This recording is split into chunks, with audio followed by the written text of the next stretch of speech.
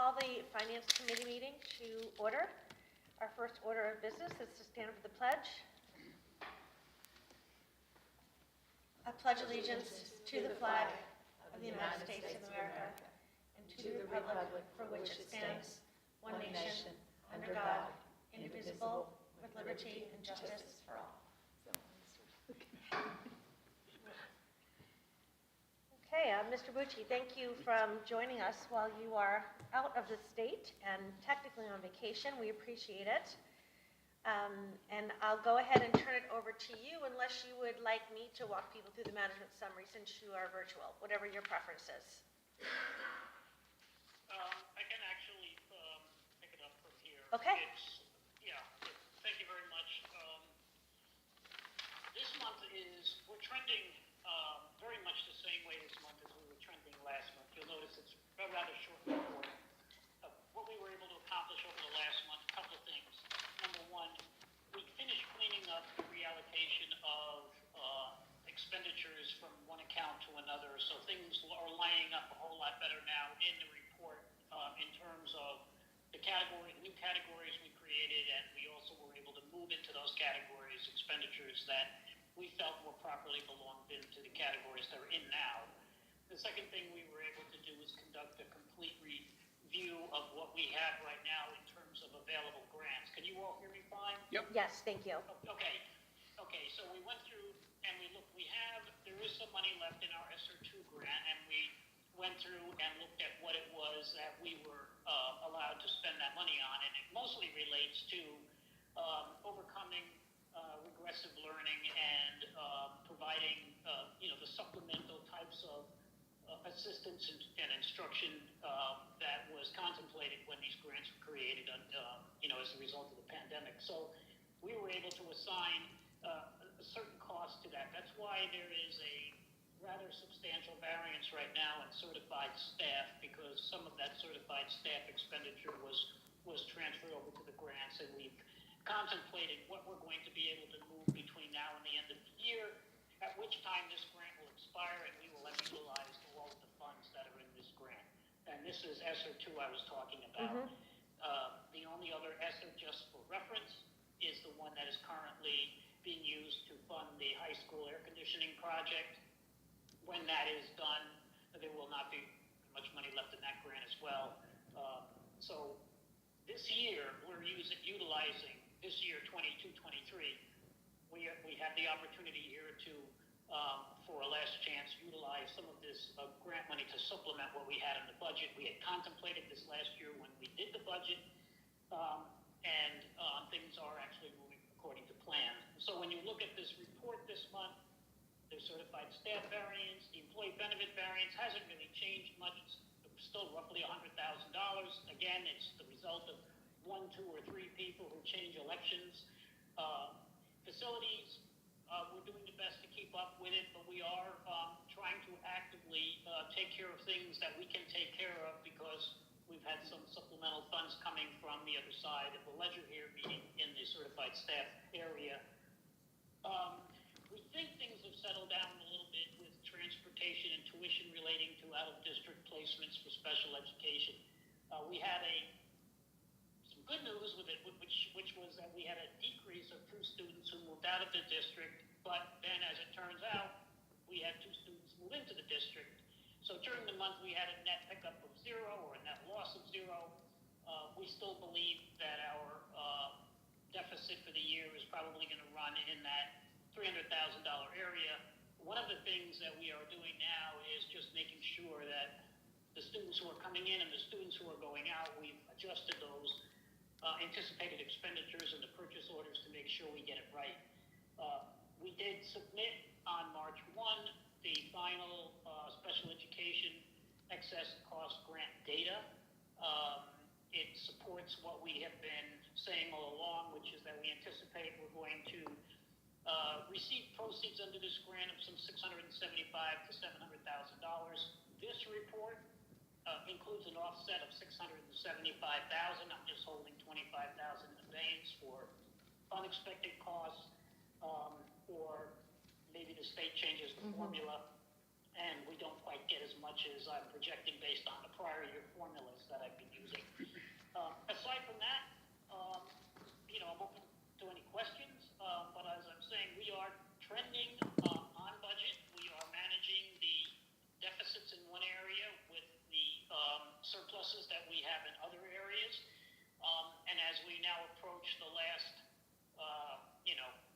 section of the year here, we're not certainly anticipating any surprises in this year's budget. I mean, everyone's worked very diligently at complying with the purchase order system and anticipating expenses and working within the budget amount. So, I would say all in all, we are where we should be at this point in the year vis-a-vis the budget. Excellent, thank you. Any questions? Ms. Deriak. Sal, just a quick question. In the beginning, you talked about the ESSER 2 kind of tidying up that balance of funding available. What order of magnitude on that for funding that we've kind of applied to certified staff, et cetera?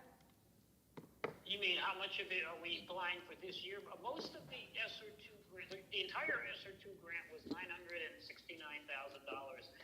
And coming into this year, there was approximately $200,000 available in the staffing area. That grant covered other things, including technology, et cetera, which we had purchased last year and used as much as we could last year to try to offset the deficit we had run last year. So I would say this year there was probably about $200,000 left in this grant that we are utilizing through the end of this year. Okay, thank you. Chris, any questions? No, I'm good. Okay, I don't have any questions either, so I would consider a motion to recommend to the full board the approval of the March 6, 2023 financial management summary. I'll second it. I'll make that motion. Oh, Okay, Chris made the motion, Beth Wasn't second, paying all in attention. favor? Aye, it's unanimous. I don't have a chairman's report per se, but Superintendent, if you could address some key dates for us for our Finance Committee meetings, the Board of Finance, excuse me, for budget, if you or Mr. Bucci has them available, that would be great. The only thing I know, we received an email today in regards about trying to schedule a meeting with Bill Sawicki. He was giving some dates, and he has set something for some type of meeting this coming Wednesday, March the 8th, from 4 to 5. that's all I know. I can give you more details tomorrow. I just got the email they were sending out from Roy's office trying to set up a discussion. And at this time, that's all I know in regards about the meeting. So, Mr. Champagne, how do you feel about that? I've been pretty vocal on the opinion that if there is a meeting in which our volunteer Board of Finance chairman is there, then the volunteer Board of Education should have representation there as well. Well, we're going to invite the entire. I got the email, you weren't on it, and neither No, one of you he were on it? just Okay. sent it to you and to me and Salvatore. So what I'm recommending is the complete finance committee go and as well. But we can't do that I can't do that with 2 days' notice. Well, it's an issue too because of, well, that's just a date. I'm not exactly sure what he wants to discuss. It's not on you. Well, I mean, I he know. just sent the email. They were trying to find 2 or 3 possible dates. I believe, I'm just looking it up here.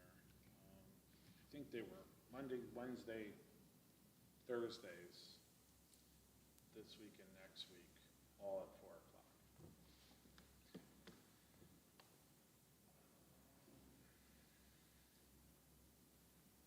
Do we need Sal anymore? Or should let Sal go? Yep. Okay. All right, thanks, Sal. Oh, I was gonna say, whatever you decide to do with respect to this meeting, just let me know. And, I've already communicated to Rory that he could set up a Zoom, so that we could, I could, join the meeting and answer questions, relative to some of the underlying data. So I'm free whenever you want to, schedule this meeting. And another thing, if something happens, you can't set it up on Zoom, then we will call you by phone. Yeah, however you want to do it, I'll make it work with my schedule. When are you back, Mr. Bucci? Monday the 20th. Okay, thank you. Thanks so much for calling in, we appreciate it. Sure, absolutely. all right, we're hanging up. Thank you. All right, bye-bye. So that we don't get into off-agenda conversation, maybe we should just talk about it offline. Chris, Okay. thanks.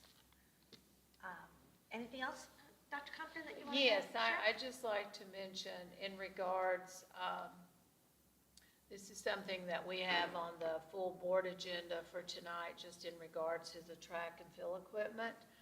And as a finance committee, I just want to, just let you know that I feel this is a good way for us to get to purchase this equipment. And it's kind of like a one-time opportunity because the other money was allocated and hasn't been used for the 3 months. So I think this is a win-win and to do something that we can help the kids in the program out. Great. Yeah. So that's the one thing that I wanted to add, okay? Yeah, wonderful. And we'll talk further about the town meeting and whatever they're trying to put together. Yeah, that's great. Okay. Entertain a motion to adjourn Motion to adjourn. by Chris, second by Mrs. Stiriak. All in favor to adjourn, aye. The Board of Education Finance Committee meeting is adjourned. Thank you, guys. Thanks, Derek.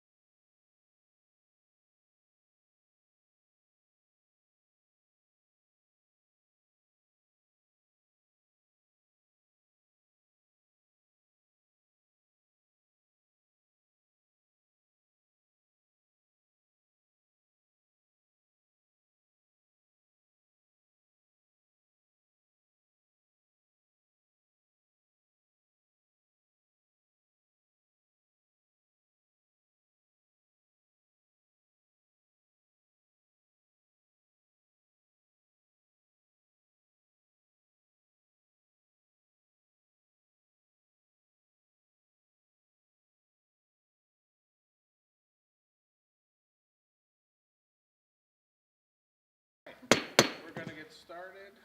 Call the March Seymour Board of Ed meeting to order. The first item up is the pledge. And after the pledge, please remain standing. Pledge allegiance. To the flag of the United States of America and to the republic for which it stands, one nation, under God, indivisible, with liberty and justice for all. And this past month, we lost two fellow Seymour employees involved in the school district, Teresa Rasmussen and Jim Kingston. Teresa was a principal and Jim was a custodian. So just have a moment of silence and then Ed's going to say a few words.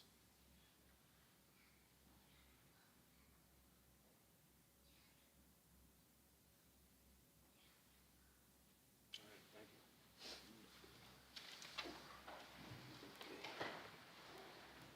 Mrs. Rasmussen was a Ansonia High School graduate of 1945. She got her BS or MS in her 6th year from UConn. She started her teaching career at Seymour High School. She was a business teacher, then the department chair, then the assistant principal, and then moved on to be the principal at Antelope Presti. I knew Miss Rasmussen a little bit when I first started, and she lived to the great age of 95. And our other person, Jim Kingston, was first hired for us as a maintenance person. He was a certified painter. Then he became the custodian at Bungay School and part of the time while I was there. So we'll miss both of those people. Thank you. Thanks, Ed. Okay, excuse me. Item 2, we have the board and administrative communications. Item A is the Seymour Champion recognitions, and the first school up is Bungay School.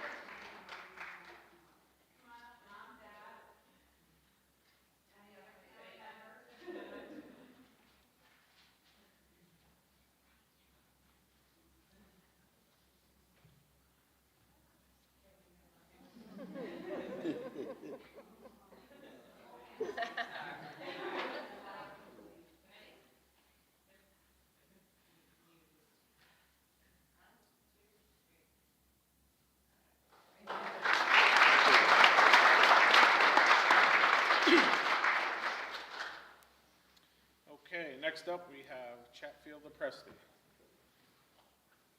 Right, Mr. Chamello is going to do those presentations.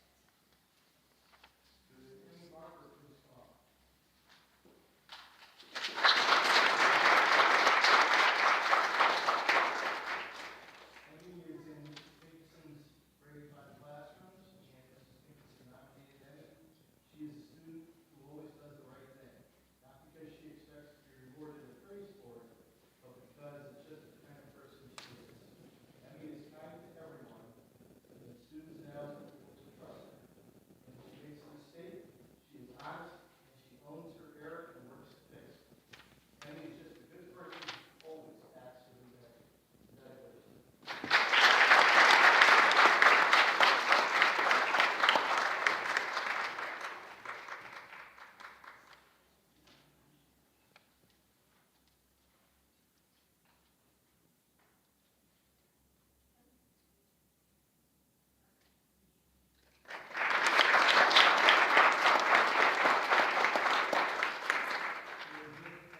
Please come up, and those co-teachers, Mrs. Champagne and Mrs. Cunningham are here.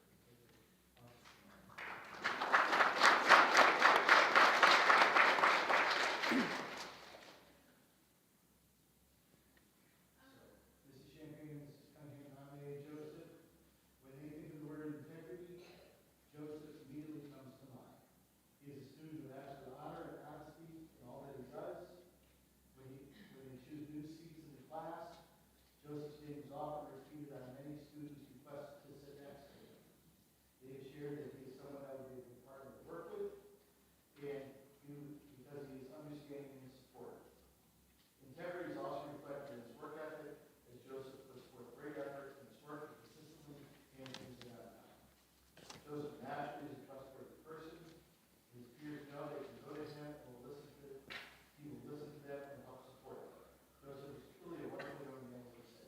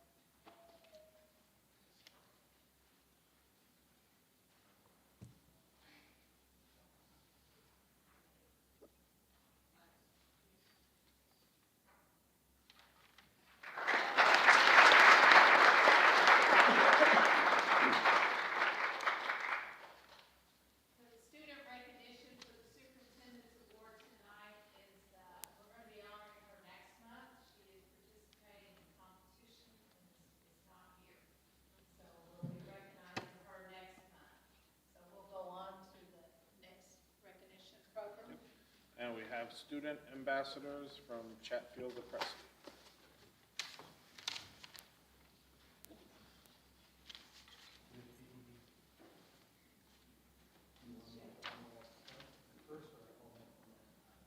Let's call them one at a time. This is a very distinguished award. It's something that's been given to each of the students each year with the student ambassadors. We feel it's very forthcoming and right to recognize them individually, and then we can get a group picture. Okay, I just want to also say a big special thank you to all the parents tonight for the champion awards. This has just been a tremendous program, and we hope to continue, and it means so much to recognize these great kids in Seymour. Thank you.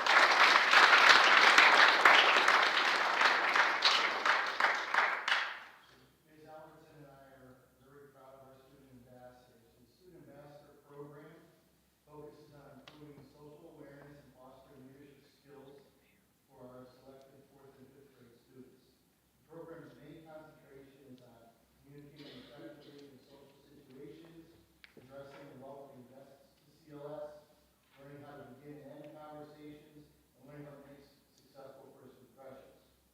Our student ambassadors act as a link between the school and visiting families. The ambassadors also work to help establish spirit days. They do morning announcements 2 days a week. They will be helping run our school store that's opening this month.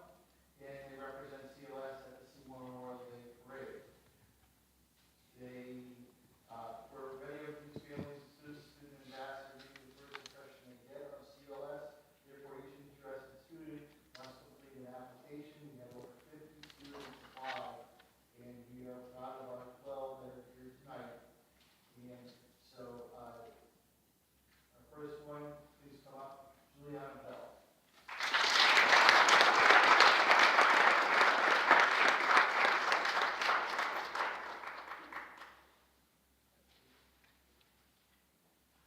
Ariana Bordenaro.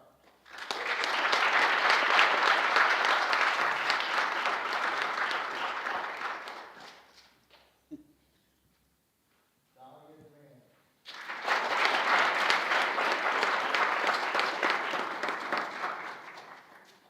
Sydney Ducey.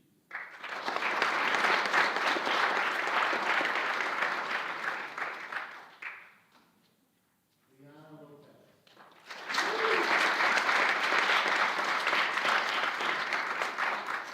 Tyler McCarthy.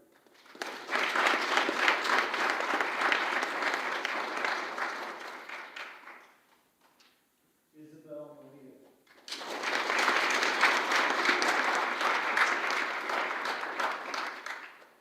Lucy Malia.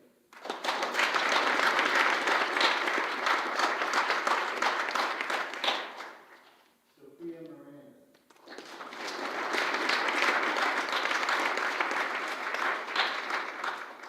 Adley Overton.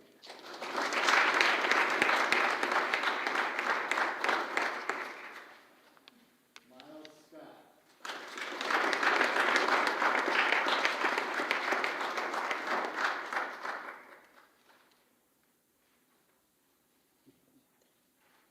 And Adriana Roscoe.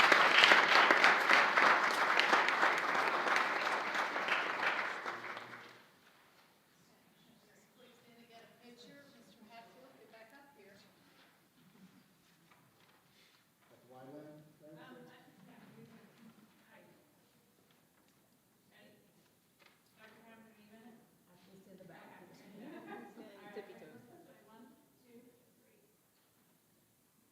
Very good.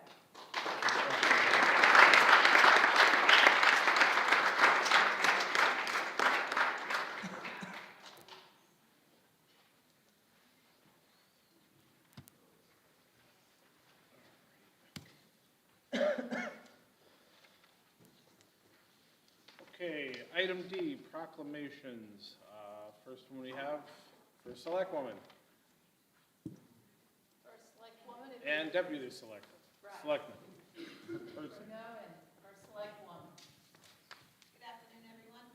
So as you know, in Seymour, we have a little, sometimes we have a little of a it's them against us type attitude in the town. And I just want Seymour represents two things, our students and our residents. And we wouldn't be any good if we didn't have our students, and we wouldn't be any good without our parents, right?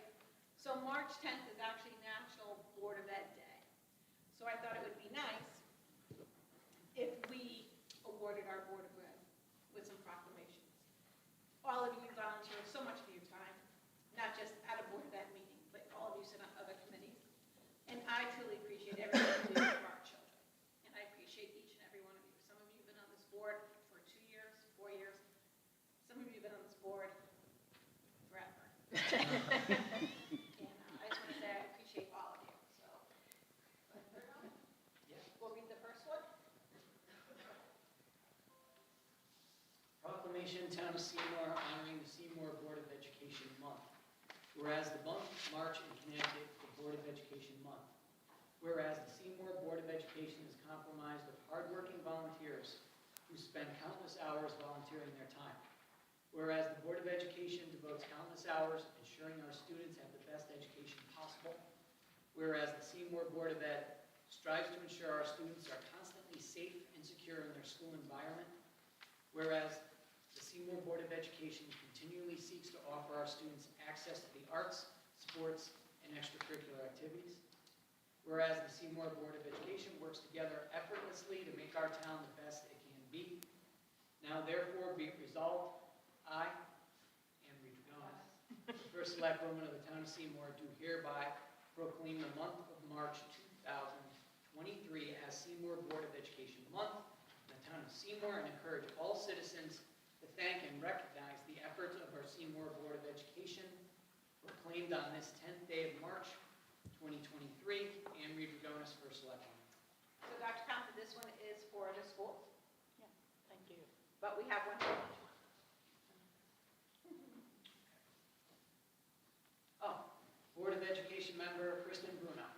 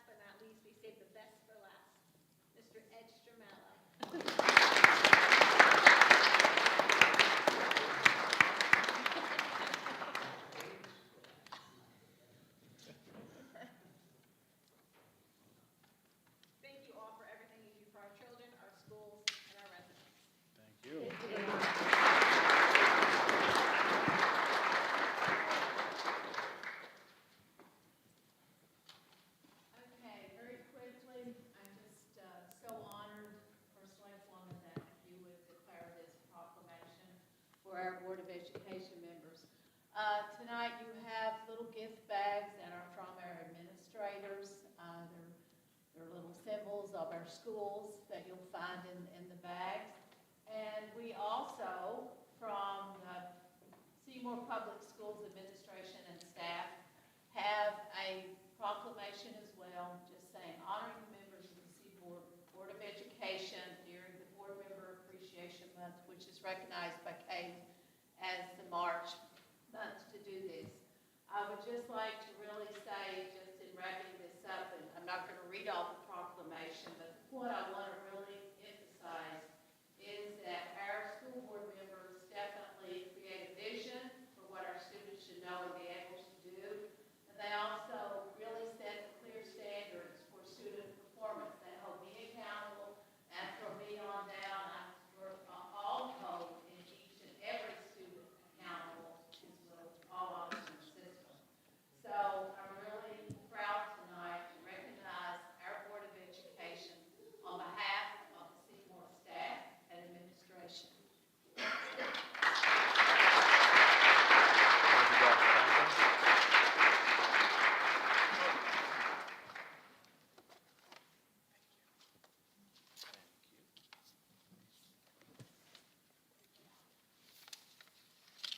Thank you.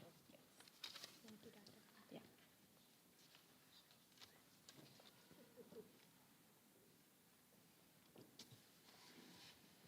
All right, we can just have one more round of applause for the champion recognitions and the superintendent recognitions.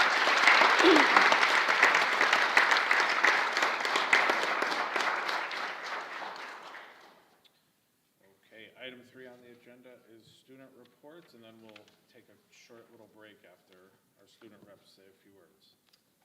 So kind of school-wide information, the Berkshire East ski trip was this previous Saturday on March 4th. Well-attended trip, students had fun from what I've heard. Guidance department is going to be running a donation to collect used homecoming or prom dresses for those students who will be attending the prom in May, who are in a little bit of need, can't really afford an expensive dress. Our senior trip to Boston, overnight trip, was approved by the Board of Ed last week in a special meeting. More details are going to follow for those organizing the event, and looking to see how many people have interest in going to that. For sports, we're in a little bit of a lull right now between the winter and spring season. Boys basketball team has their first round of states tomorrow at 6:30 against Bristol Eastern. Girls basketball season has ended. Family ID, which is signing up for spring sports, has opened. Some conditioning has started already. I believe softball and baseball start this Saturday for pitchers and catchers. And all other sports, the CIAC initial practice day is going to be March 18th, which is next Saturday. And then for Best Studies, Seymour High Best Studies is doing a friendship walk on April 29th with other chapters in the state to spread awareness about inclusion for all students. Student Council closed up their Chocolate Roses and Matchmaker fundraiser for Valentine's Day. And the National Honor Society is planning for a community service event and also planning for a school-wide event to end the school year.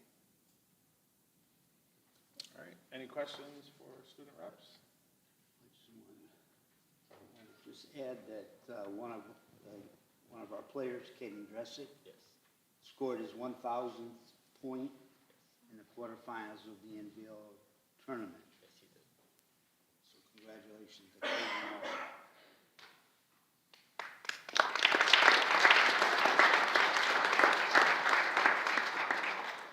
All right, if there are no questions, we'll take a 5-minute break. Everybody's welcome to stay. Those with young ones are free to go, and have a good night.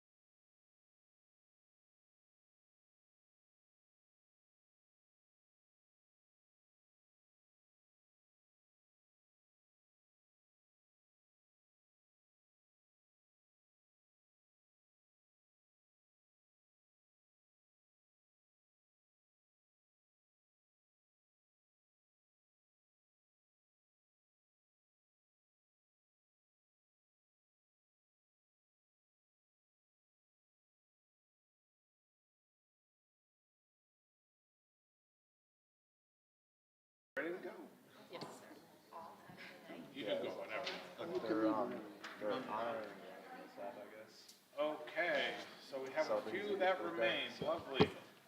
Item 4 is public comments. Does anybody from the public have a comment? Please step forward and state your name. Allison Brett, Elementary Inclusion Facilitator for Seymour Public Schools. I'm just coming forth in front of the board to share that this past weekend, I'm not sure if many of you are aware, but Seymour has a unified cheer team, and they took the mat at the cheer state competition. Our team is run by Cheryl Machad, who has done an amazing job in promoting this program. It's made up of students from Seymour and surrounding towns. They have performed at the high school basketball games during halftime, and the dedication that Cheryl has put in her time and the coaching staff that she has between her own daughters assisting, 3 high school girls to volunteer their time. It's just been amazing to watch these girls and their development throughout as the season has unfolded for them. I know they have one more competition coming up in March. However, I just thought it was important that we recognize them as well because their faces on the mat were unbelievable this past weekend. Thank you.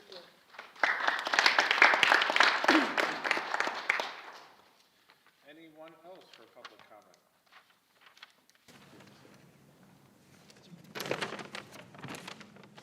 Hey, good evening, everyone. My name is Ron Horwitz. I have 2 children in 65 Brookfield Road, Seymour, Connecticut. I have 2 children who attend Bungay Elementary School. I wanted to take a moment tonight to celebrate the achievements of our administrators and teachers at Bungay Elementary School, as well as the PTA and community members for taking leadership in implementing an extracurricular enrichment STEM activity called Club Invention for our students. So if we could just take a second here to give a round of applause. I really want to express my heartfelt gratitude to the individuals who have taken the time out of their lives to give back to the students at Bungay Elementary School. Specifically, I'd like to recognize in no particular order, Mrs. Charamonte, the PTA president, Mike Milia, Chloe Germain, and the administration, including Dr. Compton, Ms. Feige, and Mrs. Reed, for their insight and support to make Club Invention a reality. This team's leadership and direction to the Club Invention project is truly inspiring and has made a significant impact on the students of Bungay Elementary School. Club Invention provided our students with opportunities to engage in hands-on activities that sparked their curiosity and passion for STEM. I'm honored to have had the opportunity to partner with the administration, teachers, and PTA on this project, and believe it showcases the art of the possible when the community and school district works together to drive meaningful outcomes for our children. I'd like to ask the Board of Education tonight to support further enrichment opportunities and gifted and talented programs for the students. These programs are essential in providing students with the skills and knowledge they need to succeed in the future. Talented and gifted programs are important at school because they provide students with opportunities to develop their unique abilities and interests. Gifted and talented students have high abilities and potentials that need to be nurtured and developed. Gifted education programs help to achieve academic excellence, develop a love of learning, overcome adversity, and prepare for college, careers, and life. Additionally, talented and gifted programs can help students develop important skills such as critical thinking, problem solving, and creativity. By supporting these types of programs, the Board of Education is investing in the future of our students and our community. As part of our commitment to this endeavor, my wife and I tonight pledged $250 to Bungay PTA and our time to help to continue facilitate these important activities. And when matched by my employer, that's a total of $500 down payment on our children's future. I hope the board will join us in our support with additional resources. Thank you again to the Bungay team. Please join me again in a round of applause.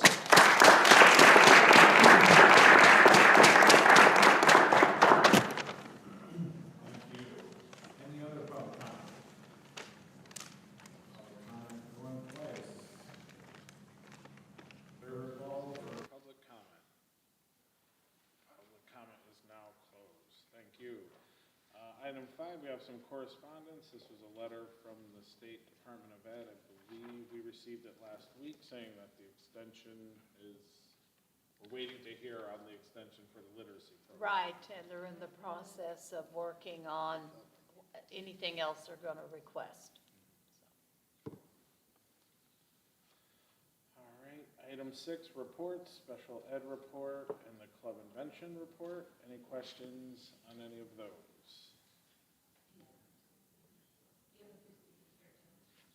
Yeah, you're going to Jill. Yes. By all means, Yes. take it over. Yes.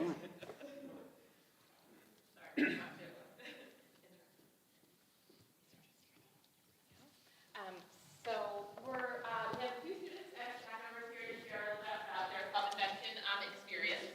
And this came forward with Ms. Albertson and myself looking at some grants. And then we had parent representatives, Mr. Chiramonte, Mr. Horowitz, and teacher representatives, Ms. Germain and Mr. Malia, who helped us to explore some ideas for enrichment activities for our students. And as a group, we explored a couple different options and what we could do. We were able to secure a grant through the Catherine Matthews Foundation for 3 programs through Club Invention. 2 were held at CLX and 1 was held at Buggy. So I have Mr. Malia here to share a little bit about it, and then we have some great student reps that participated in the program. Juan Henshaw, Jacob Sacco, and Carolyn Horowitz are going to share their experience as well. So if you give them a moment of your time, and then in your packet there's some pictures as well, which I'll show on the screen.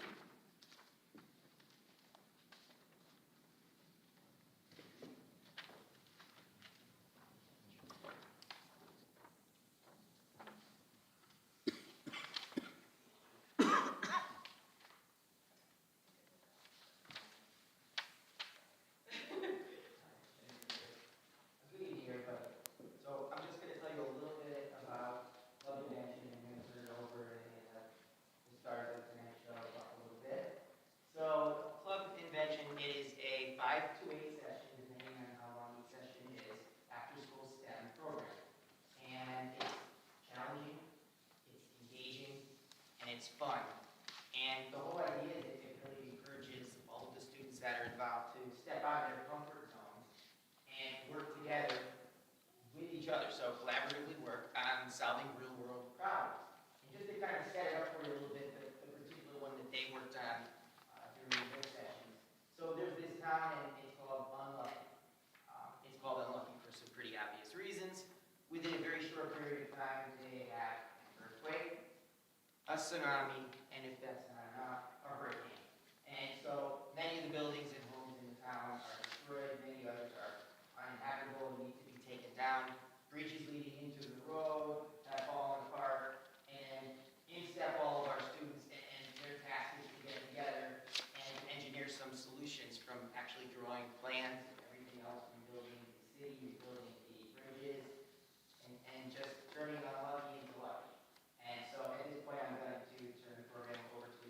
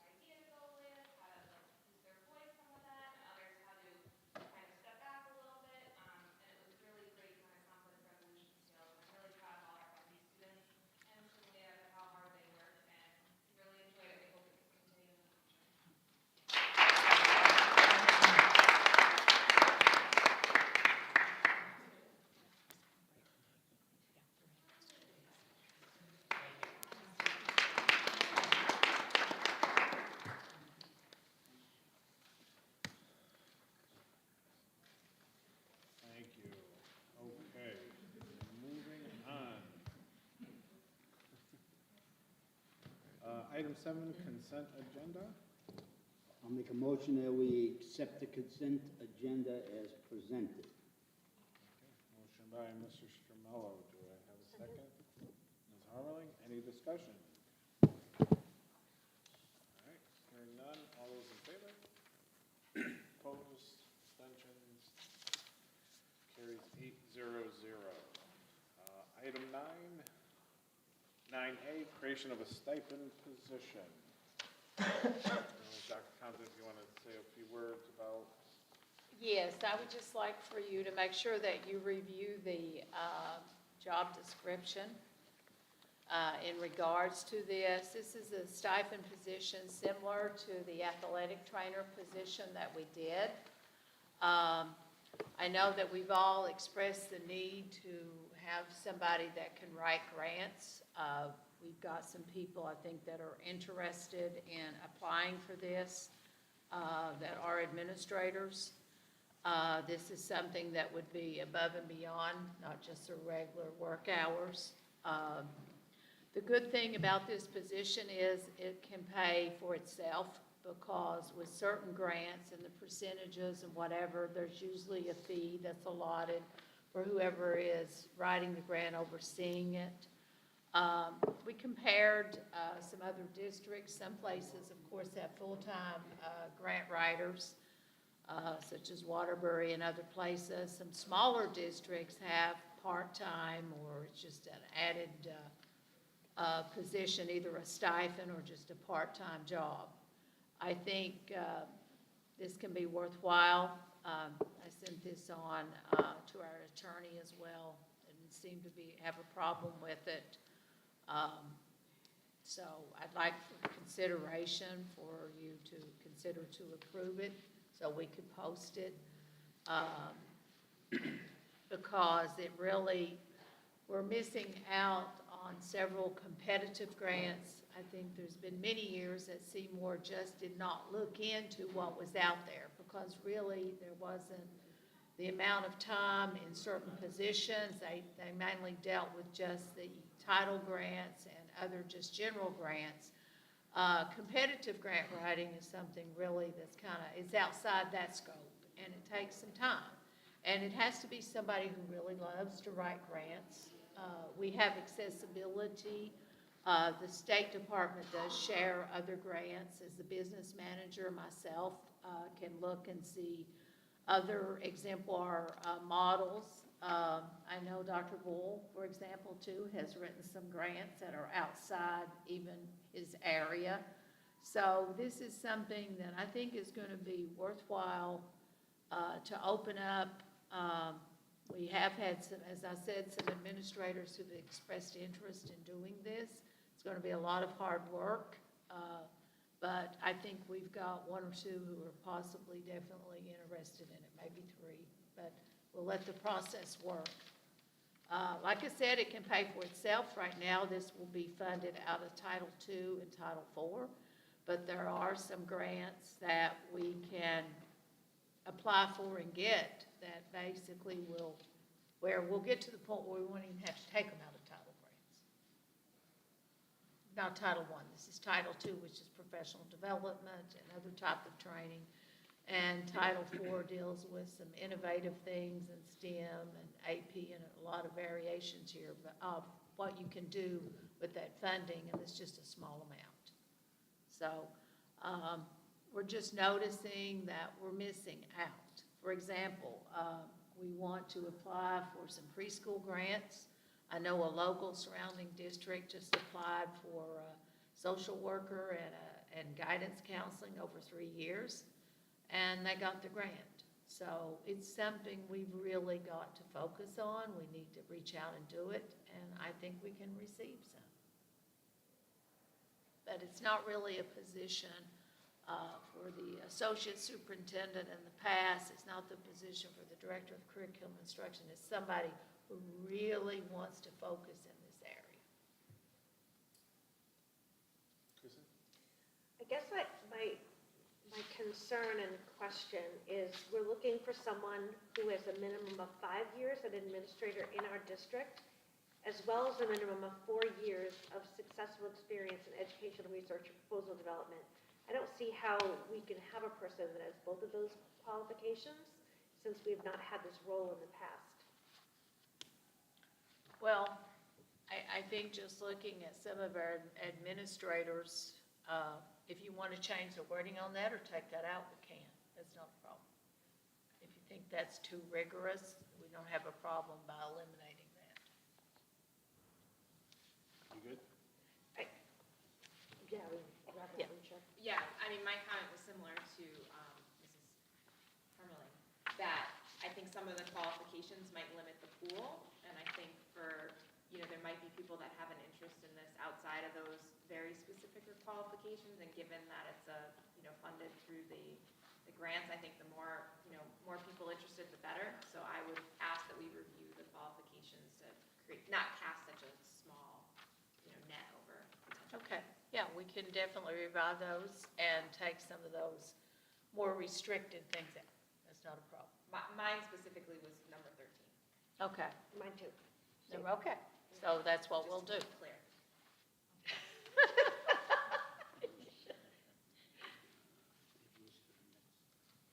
So are we suggesting we table this to the next meeting? No? I think if we can just come up and just That's why revise it. Are we planning on having this position start immediately after the posting, or is this a 7/1 start date? No, we would really like to start as early as possible, to get in on some of these. We don't want to miss any of those that are open that we could apply for. So I'd like to make a motion to approve, I'd like to make a motion to approve a stipend position for district grant writer coordinator, following the job description, excluding qualification 13. Okay, a motion, Mr. Hatfield. Do I have a second? Second, Mrs. Bruno. Any other discussion? Yeah, I did have questions and comments. Go ahead. I'm a little bit concerned about the compensation. And if it's not going to be an administrator, or, I don't understand how someone could be an administrator who works a full-time schedule, could possibly add this on top of their requirements, and then with that incentive of the more you write and get, the more you will make. I don't know how it couldn't encroach on their full-time current duties. So that concerns me. Okay, that particular percentage, that's done in a lot of grant writing. If you would like to take it out for a while, and then later, if whoever this person, Well, it's not so much taking it out, I just want to, better understand, I don't see how that works. I mean, I have a full-time job. I could never be asked to do, from that same employer, a $10,000 job, and then have an incentive, which I would very much enjoy, and not have it. It's a conflict in my mind. Because the more I spend on writing my grants, the more money I'm going to make, but there's only so much time in a day. So I don't know how we guard against this encroaching on their other responsibilities. And so I agree that that's definitely a common thing for a grant writing position. I just don't know if it's common for a stipend grant writing position that someone with a full-time job would have. But I'm very curious to hear other people's thoughts on that. well, at this time, you could leave just a $10,000 stipend and just say, based upon what comes out of all of this with the process, and you might go back and consider the 3%. You could go ahead and take that out now, but it's an incentive to look out there. There are some that are worth several $100,000 grants, but there's not all of them are that way. I totally hear you. I totally support. I just want to hear you talk about how you think an administrator would be able to bring on this extra duty and not have it impact their full-time responsibilities. I think it it can be done, it has been done in other places. It's a situation that somebody that is a good grant writer, that knows what they're doing, they allocate certain times to do this. It can't be during the workday, during their working hours. Can't be. Can't be, no. No, it cannot be, because that would be supplanting, Right. okay? So I think it can be done. If you would like to just start out and not have that percentage in this time, just say we'd like to see how this goes first and then come back and possibly consider based upon the type of grants that he or she would apply for, that would bring to the district. Could we get sort of, maybe not a monthly update, but maybe a quarterly update? Yes, absolutely. That somebody would come And say, this is something that this would require to come in and report to the board. Yeah. I hear your point, Kristen, and I think I agree with it to an extent, but I also trust Dr. Compton to manage her staff. I think if we take the percentage out, we will never put it back in. That's just how these things work, in my opinion. I think that we should be incentivizing people to try to find as much money for the district as we can, especially at a time where money is very hard to come by. So I'm comfortable with leaving the percentage in there, and I would trust Dr. Compton to make sure that people are doing what they agreed to sign up for. Well, I just want you to know that we're going to give you the evidence of monitoring. I think that's what you need to know, that if you're going to have this stipend, and what are the end results? I know that Beth had a good, nice email today back and forth about, what would actually be the grant requisition agenda? What would it look like? Okay, well, first of all, it's what grants are available out there, and there are competitive grants. They're put out even by Connecticut State Department of Education. And I think with monitoring, plus have this person come and report. Not everybody can fill this job. It's like Mrs. Harmley said, this is something's above and beyond it. You gotta love what you're doing, or you're not gonna be successful at it. And once you understand grants and what they ask for, you kind of get it down to a fine art. And then there's some things they ask for, data and stuff too, that it's going to take some work and research, because data has to be presented every time. You've got to talk about the need and why would we be the fit, for these grants. I think we need to try it. We don't know, and if it doesn't work and we can't be successful with this type of position, then we don't keep doing it. But then another thing, who knows, this might be very successful and it may eventually lead to where you might want a full-time grant writer someday. I can't predict the future, but I think it's worth a try. But I think what you're telling me, and I think it's good advice, you want a monitoring, you want to come back and report to you, and you want to make sure that this is happening. And if they can bring in big grants with who knows? It would be worth the 3%, but usually smaller districts, when you get into, usually a limit of some of them is usually 200,000 or 300 at the most. So we just need to apply and see what's out there, because we are missing some really good opportunities with competitive grants. I just have one more question. It doesn't speak to if you receive the grant, to the reporting of the grant or whatever the grant requires. Whose responsibility will that be? With the actual report. Say this person is successful, we get a grant, and then there's paperwork associated. Does that transfer back then to the central office and the business manager to handle Yes. Thank Mr. you. Bucci will be handling the financial part. And because we have to go in, anything from the State Department, though they have specific areas. That's just like our regular grants. They're called competitive grants. So he'll be working hand in hand with me and with this person. And like I said, I think it can work. It's worth a try.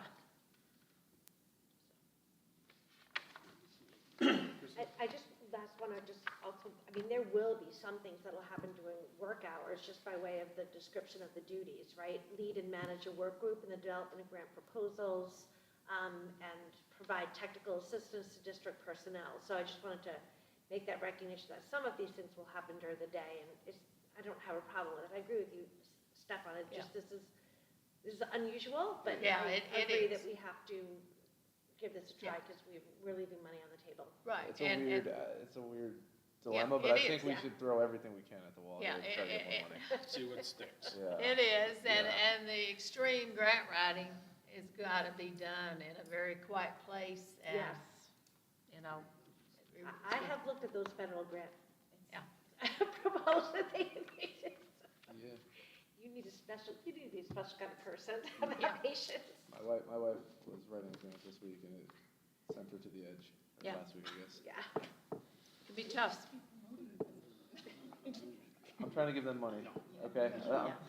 Yeah, we removed it. So we have the motion on the table to No, I accept this understand that, with, yeah. with the exception of 5 years. Yeah, we'll take out 13. Right, because we're just saying, just a bachelor's or master's Yeah. preferred. I mean, but all of our teachers in most cases have a master's after X number of years anyway. So the pool is pretty big, which is. Yes, the pool could be big, yeah, right, which is good. Get 2, maybe get 2. Would that be an option? See what happens. See what happens, yeah, maybe we need 2. Anything else? So we have a motion on the floor by Jay to accept the position with the revision to removing 13, and seconded by Ms. Bruno. All those in favor? Did you have something else? No. Opposed? Thank Passes you. It's worth a 8-0-0. try. Next up, we have a donation for some Valentine's Day cards. Okay, I'll make a motion to accept the recommendation. No, I'll make a motion that we approve the donation of 288 Valentine cards from Miss Lindsay Smith and direct the superintendent to determine the placement of this donation. Second. Okay, motion by Ed, second by Stefan. Any discussion? All right, hearing none. All those in favor? Opposed? Abstained? 8-0-0. 9C, out-of-state field trip to ICCA Northeast Semifinal Competition. Make a motion that we approve the trip to the ICCA Northeast Semifinal Acapella Competition at the Berkeley Performance Center in Boston, Mass. On March 26, 2023. Motion by Mr. Hatfield. Second. By Mr. Bahuniak. Any questions?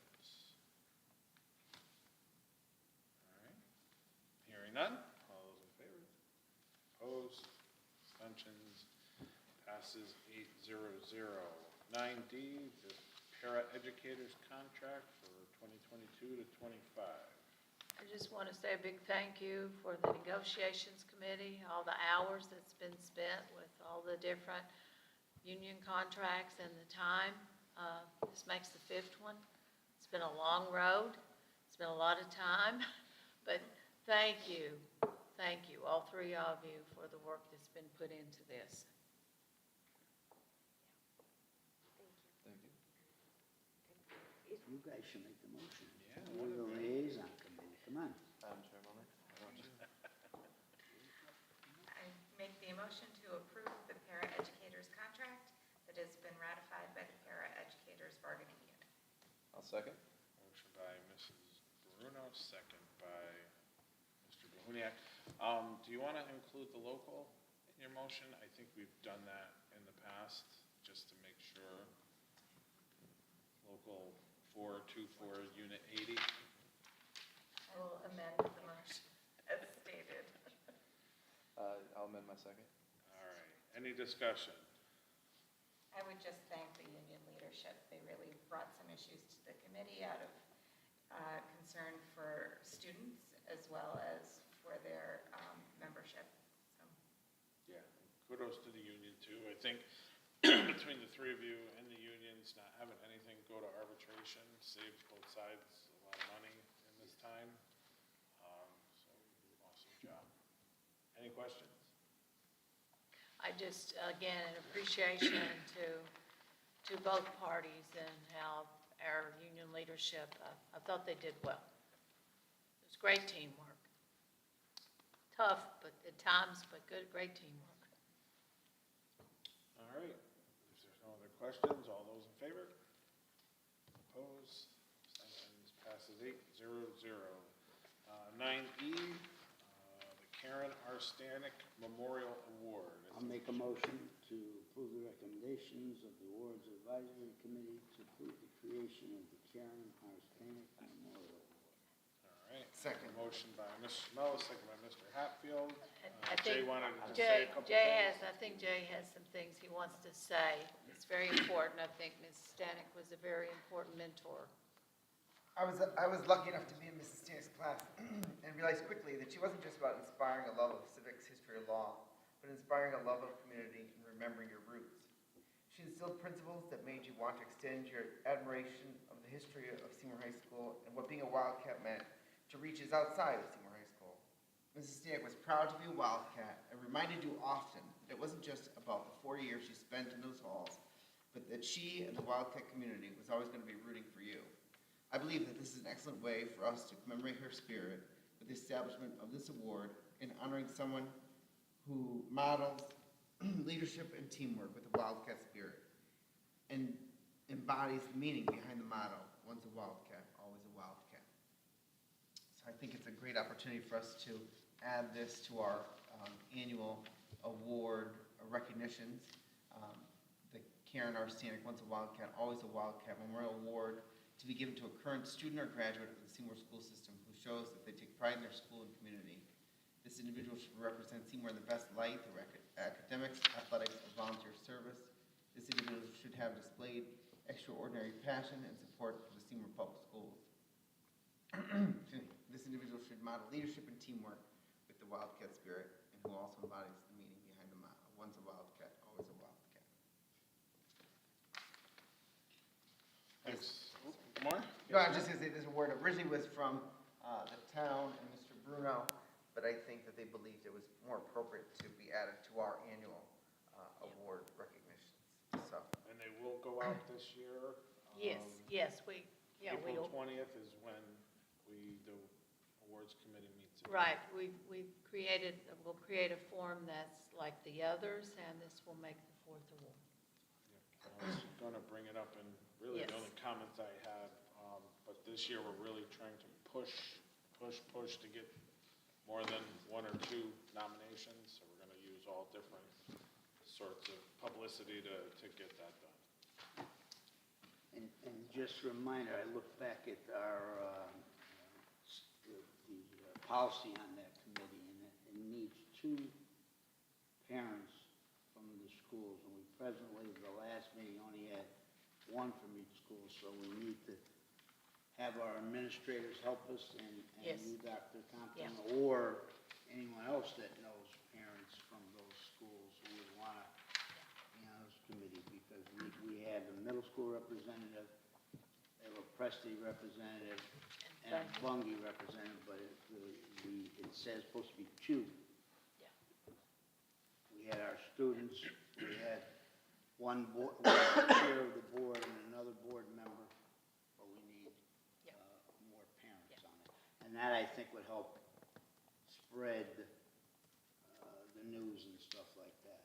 Yeah, absolutely. So definitely we have to have 2 from each school, and we were lacking, and we're going to work on recruiting with the principals and any parent that would like to So serve. hard to get volunteers, right? Yeah, but we'll get those. Through the chair, I think previously, a couple of years ago, I had served on there, and some of the membership was made up of some of the PTA presidents, which I think helped to, spread the word a little bit more for the nominees. So that's another avenue to explore. I'm not sure if the current members are part of the. I think one of them, 2 of them are, I think. All right, anything else for this award? I just want to say that I guess to the point that you made about we get 1 or 2 names per award each year, it just feels like we should be creating more of a demand for these kind of awards before adding more awards. Like I wish we could just have a more robust award program in terms of number of applicants across the different awards. And now to add 1 more to get, 1 or so every year. I think we're gonna do some press releases. Yeah, we're gonna really Um, try to push recruitment, and any recommendations or people that you would like to recommend, any of you, let us know. And I don't think we've Yeah. utilized much social media with these awards in the past, No, but we can and we keep need to pushing do that. it now, and I think really what really kind of hurt too was during the COVID and, you know, It's always been before. that way. Okay, always been. all right, Yeah. okay, I didn't know the history. So we need to try to work on bringing more involvement and more PR about it. And through the chair, go ahead, sorry. And Kristen, to piggyback on yours, I encourage the students representing that to nominate for the Tina Cabeza Award, a teacher. You know, I said, get more, I said, get your friends, Yeah, a yeah. teacher that they really, so we have more than one or two, like you said, that we can have more to choose from. Yeah, we've got to recruit. We've got these champion parents that are coming in. We've got all kinds of groups of people that need to be involved. So, But your point too is maybe one of us should nominate people too. yeah, absolutely. Let me know. Somebody. I'm glad you told me that these low numbers have already existed. So, Yes. Yes. yeah. Yeah, I was thinking it had something to do with it. No, I was just gonna say, through the chair, maybe just the award committee could take one quick look at the application process, and if there's anything there that could be streamlined. I haven't seen it, I mean, I can't remember off the top of my head what it looks like, but I'm not sure if It's pretty simple, it's Google. Yeah, Google it's pretty Forms. simple. Yeah. Yeah, click a I mean, link, fill I it mean, it out. just seems like we get a good representation here from some of these champions. I don't know what that process looks like, but it seems like that's working, so. Well, all those come from teachers, you know, when it hurt to have, morning announcements, talk to the teachers directly, say, you know, everybody should try and nominate one. Beth? Is there something that can be sent to the board that's like a list of the awards and the criteria? I don't know that I've ever seen. Yes, we'll send that to you. Leanne has all of that. We went Yeah. through all that today as we were, and Friday too, as we were preparing We had to tidy a for couple things. for up Mrs. there. Stanik's Okay. Memorial Yeah. Award. Don't know that I've ever seen it. Thank you. We compared and did the little summative of. No, they're very nice awards. They really are, and what they represent. All right, anything else? All right, hearing none, all those in favor? Opposed? Abstentions? I'm abstaining. Motion passes 7-0-1. Ms. Harmeling abstained. All right, 9F, purchase of track and field equipment. Dr. Tom, I'll give you a couple seconds. Yeah. I just, very quickly, Stefan can probably talk to, of course, he can talk to this better than I can, because I don't understand a lot about track equipment. I've always had field and track teams, but when it goes to purchasing the stuff here that's needed, we've really been in desperate need. I've heard this ever since I've been here. We didn't have a way to fund it. And I just thought, oh my gosh, and at the last athletic committee meeting, it just really bothered me.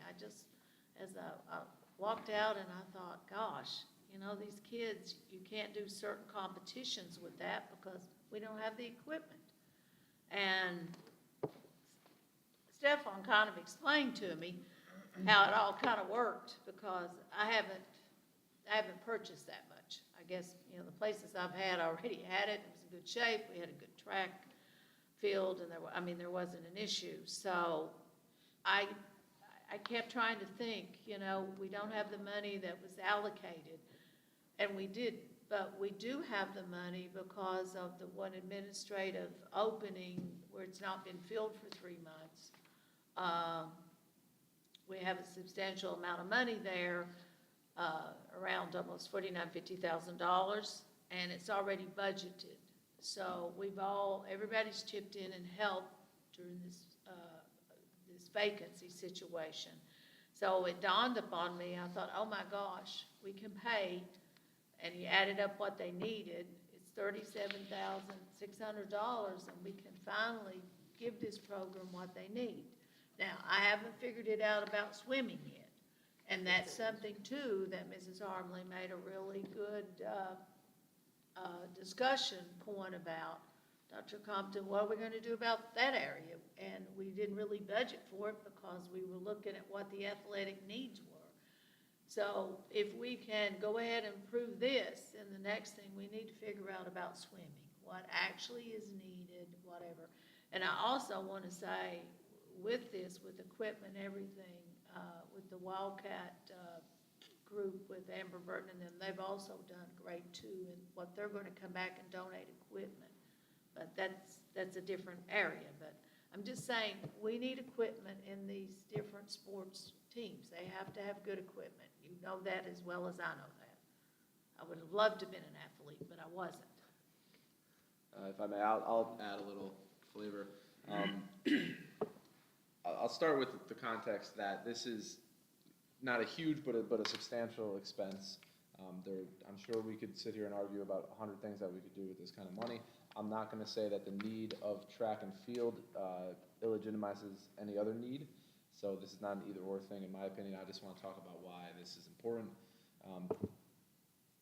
I'm sure you guys are all aware of what I'm going to say, but track and field is one of our biggest sports. It's one of the biggest sports. It's the most inclusive sport that there is, in my opinion. Boys, girls of all abilities, all body types, all athletic prowess can find a place on a track team and thrive. Just by the nature of the sport, it attracts the most people. It's not the most, it doesn't draw the most spectators, so a lot of times people overlook it, which is I think why we're in the position we are here.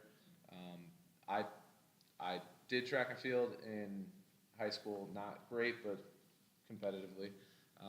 And then I worked part-time in track and field in several capacities for almost a decade afterwards. So I'm pretty familiar with track and field. I'm very familiar. Where we're at now, we're at the point where we can't host meets.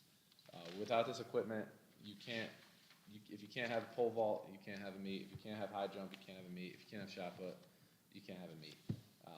So we're going to be looking at the possibility of traveling to all of these meets, having students have to borrow shot puts.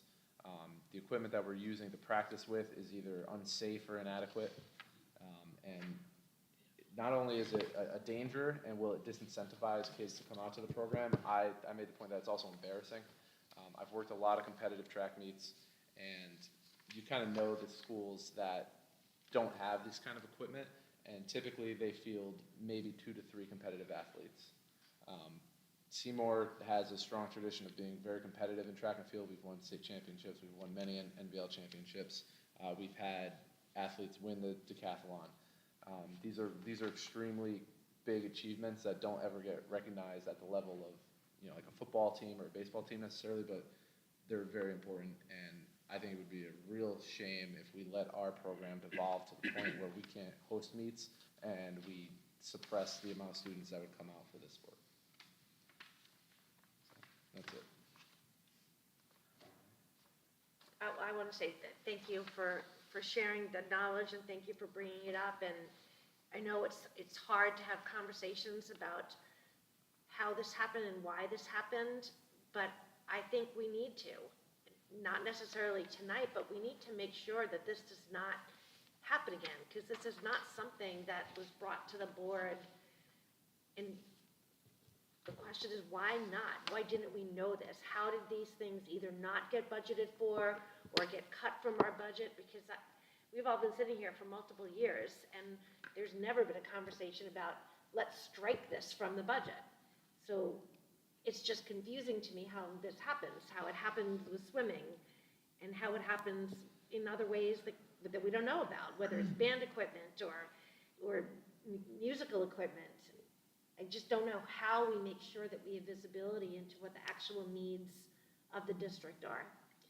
If I may, Kristen, in this specific case, the athletic directing team, Mr. DeStacy and Ms. Federotes, they brought this to us like they bring all sorts of other needs to the athletic subcommittee. And I can't say that I'm an expert. I've only attended 3 athletic subcommittee meetings or 4, something like that.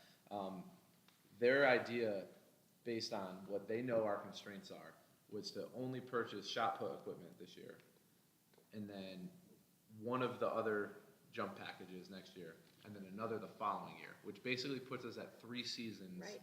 without being able to host a meet. Right. It's known, it's something that I don't think, I don't want to speak for Ed, but it's something that we don't even feel like we can bring to the board in these kind of circumstances, right? Because there's so many priorities. There's so many things that we need to pay for. I get that, but when we see the budget every year, a need like this should be in the budget, and then it's on us to figure out if it should be a priority or not. You know what I mean? Like, our administrators shouldn't need to censor themselves, and I include you in that, Dr. Compton. You shouldn't have to not bring something to the board. Let us make the decision. That's what we're here for, especially when this is something that impacts so many different students and their families. I mean, it's a big deal to have to take, there's hundreds of kids. And this is a crucial sport. Yes. And as of last year, as you know what we lived through, it was the bare bones. So in regards about, and really at that point, not really totally understanding how bad the DARE need was. Yeah. I think now, looking at each particular sport and trying to make sure things are safe and that the programs need what they want. And I think now they're ready to roll up their sleeves and come to you and say, hey, this is what we need. In fairness, we need basketball equipment. We need swimming equipment. Those needs are not illegitimate just because this is a big need too, right? There's a lot of other things out there. There's football needs that hopefully, knock on wood, we're getting help with. There's all sorts of all sorts of needs. And you have to. And the athletics program is a very easy spot to sort of push to the side because we have to pay for special education and increases and all these other things. But it is important. We got to get I can't speak to why you didn't know about it earlier, but all I can speak with to the is why needs it's important. assessment, like I said, just looking at the equipment and what the athletic fund was being allocated, and they were trying to prioritize how they could just, survive with what they had. But this equipment is just beyond. It's most of it's 2003. That's equipment before you started using it. Use that. Okay. It's equipment All I right. use, yes. Yeah. Yeah. So here, you might want to make a motion? Yeah. Sure, I'll make a motion to approve the purchase of track and field equipment, which is needed to be able to host meets, up to the amount of $37,600. Okay, a motion by Mr. Bohuniac, second by Mr. Hatfield. Any other discussion? Mr. Bucci's in support of this as well because he knows what we budgeted in the other, but Do we want to stay on the recommendation of the superintendent, though? Or not? I think you did, no? No, you didn't. I don't think I did. I don't have it in front of me. I was just making it up. So I will amend my motion to add on the recommendation of the superintendent. Sure. It's fine. I will amend it to do that. Go with that? Okay, all right. All those in favor? Opposed, abstained, passes 8-0-0. All right, section 10, the committee reports, the recognitions, some hirings, transfers, resignations. Any questions on any of that? All right, item 11, Board of Ed comments. I didn't have any other comments. I was just going to bring up the awards committee. I'm just hoping that we can get everybody's support, spread the word, share it on everything we can. Because it is nice to have a hard decision to make in April. Means we got a lot of good people here. Other than that, I think that's it. So we'll start there. Any Ms. Harmon? Just a quick comment about the award ceremony in June. I would love it if we could think about splitting that up and doing adults at one meeting and students at another meeting. I always feel like the top 10 students in particular get a little shifted, and we don't get to hear enough or celebrate them because it's such a very, very long meeting with a lot of adult awards, and they're all important. Yeah. But I would just love to, I'm always craving to learn more about our students and where they're going off to college and things of that nature. So just a thought. we'll look into it. Maybe a quick couple-minute bio on all the top 10 kids. Yeah. Because that June meeting's a long one. Yeah, we need to talk about. Well, I was gonna say something else, but to piggyback on what Kristen, maybe that we should do a separate meeting. And that way there could be more, Yes. festive, Yes. to use a different word Yeah. versus the business part of it. I really think it'd be nice to have And, that. and maybe in the auditorium versus in here too, so we can get, So don't even wrap it into a business, don't even have Yeah. a business meeting follow it. I That's think what we had talked about We making talked that a about that separate last meeting. year. I think it would Yeah, be good to that would- keep this 'Cause that's one like day. a 6-hour night for us. Yeah, that's quite long and, You're right, that's way better than it was a splitting up great the program, adults and but the it's- students. Yeah, but yeah. it's better. We could just say awards night. Yeah. Yeah, it would be better to separate it. That would be, that'd be my suggestion, yeah. It was really, it was a wonderful program last year. I think if we did that, then we could probably keep the adults as well, and just make it a 2-hour Absolutely. program or For sure. whatever it is, as For opposed sure, to yeah. try to Yeah, it's not shove brutal- it it's into an not hour brutal before. for them, because everybody Right. goes home. Right. That's right, it's brutal. Yeah, it's for us. The fun begins at 10 PM or 9:30 PM or whatever, when our The board fun. meeting begins. And I think it was starting about 9:30. Yeah. Oh, it was? Yeah, yeah, that was an 11 plus. That was long.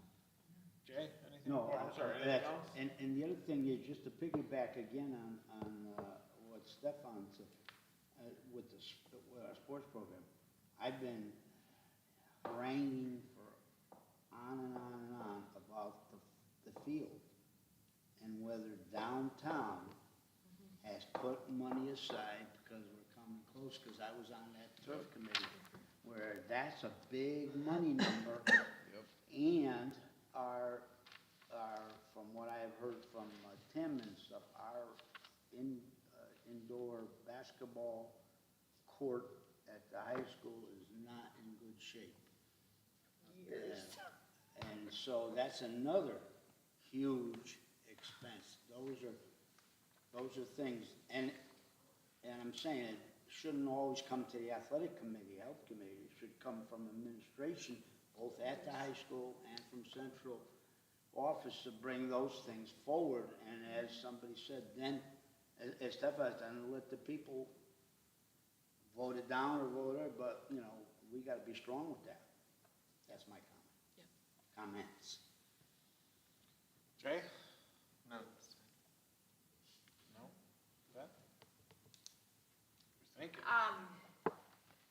So I think we had a great discussion about the sports equipment and the need for that, and I'm in full support, but I think Ed just kind of highlighted what I was thinking, in that we need to do a better job at the plan of our facilities, our equipment, our investments. It's our 5-year because plan. We're It's a making capital. decisions, and we're making unconscious decisions. And when I say that, I mean that we're making decisions that are in front of us now, not knowing what's going to be ahead of us tomorrow. So I think it's really important that we think about that when it comes to our strategic plan. Yes. How that aligns to our 1-year, 3-year, 5-year budget, because as we all know, it's getting harder and harder to fund our budgets, and the decisions are going to only be more difficult. I think the sports equipment was a creative solution. I think we're going to need 100 more of those in the next 5 years. So I really, the facilities committee will meet again soon. We've talked a lot in that committee about a capital investment plan for our facilities. We should incorporate what the athletics committee has to offer, but we need to start thinking more globally about what our funding needs are, and so that we can make decisions kind of eyes wide open. I'm with you. Like, the track stuff should never get to this. It should be, if the track life is 15 years for that equipment, year 14, we should be buying it for the next year, but that's just not how we've been doing things, so. Okay, I'm sorry, I shouldn't have said anything. You good? Yeah, I'll just echo exactly what Beth said. It's, we need to be very conscious of our planning. I think that while acknowledging that while the water is pouring into your house, it's kind of hard to think about what you're going to do with your siding in a couple of years. So we put out the fires, hopefully, and we should really start thinking about a plan. I know that we have an equipment and a uniform schedule And that's a good Have the start 5 for the year. athletics program, but, you know, we could apply that to all sorts of different areas. That's it. All right. Superintendent report? Yes, I would just like to say we had a really nice discussion in the Communication Advisory Committee. We're going to move towards a redesign of the website, which was one of the goals that we've talked about doing. Derek also demonstrated some of the various types with the company that we're doing business with. We looked at Madison. They seem to be really the best showcase that's similar to the format in which our website is set up with. So overall, it went well. It was a good meeting. We talked about, too, that we're going to be moving forward in regards and setting up dates I'm going to be sending to you in regards about starting the strategic plan. We want to start the meetings in April, right after spring break. We want to talk about one person that might be a really great facilitator to bring in from CAVE or with the Connecticut Association of School Administrators. We really want to move forward and out of the strategic plan, as you know, student achievement. We're going to focus on culture and climate. We're going to focus on facilities, the capital outlay plan, talk about the budget, the finance area as well, and then also a vision of a graduate. And that's something to the high school that we've had a little small subcommittee that has started, and we're sending surveys out as well. So it's time we get moving. We've put it off long enough. It's time that, and we'll work with what nights work out better for you. I think a lot of you it's Wednesday, but I'll be reaching out. I know some good work was done back, Ms. Harmley, you were on the strategic planning back in 2018-19. So we need to move forward, and we need to get a lot of things done here before we wrap up the school year. So I'm ready to go. I also want to say that I thought our awards meeting went well. Also, our policy committee meeting also was productive. We realized that we couldn't bring all of those mandated policies back to you for this meeting. We will do it in April. I'm going to be also working some with Mrs. Brooks and Mrs. Bennett in those specific areas that are the mandated policies in health as well as food service. So I just want to say thank you to the policy committee members as well. Just to wrap up tonight, we're excited about Wednesday morning. Our Commissioner of Education is coming to Seymour at 8:30. Dr. Charlene Tucker Russell. It's not every day you have a commissioner visit your school district. So I feel very pleased about that. She's going to tour our central office, and then we're going to do some classroom visits at Seymour High School. Due to the time frame she had, we had thought about coming here to the middle school, but she's just got around an hour, and then she's going to be going on to Fairfield.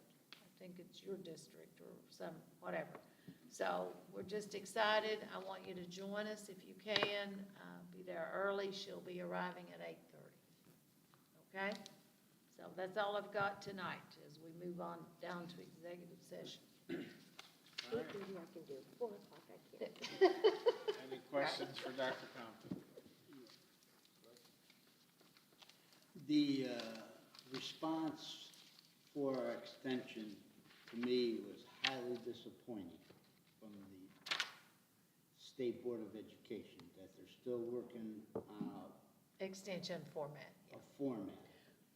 But, so you set up a plan, and you put in there the options, and you don't have a way to give the extensions or stuff. That is poor way to run the State Board of Education. Yeah, I think, the situation as they ran across, they had the 3 ways, and then the extension was an extra, which to me makes the most sense of all. But yeah, I know they're working on it, and they'll get it done, hopefully. So I may not come because I may jump at her on Wednesday, but I'll back off. I believe that there's revisions or there's new legislation pending to to sort of amend the original legislation. Yeah. So I don't know that they're at liberty to move forward until Discuss that much. works its way through. Yeah. I know Ed will be with, he'll be with us on Wednesday morning for me. Yeah.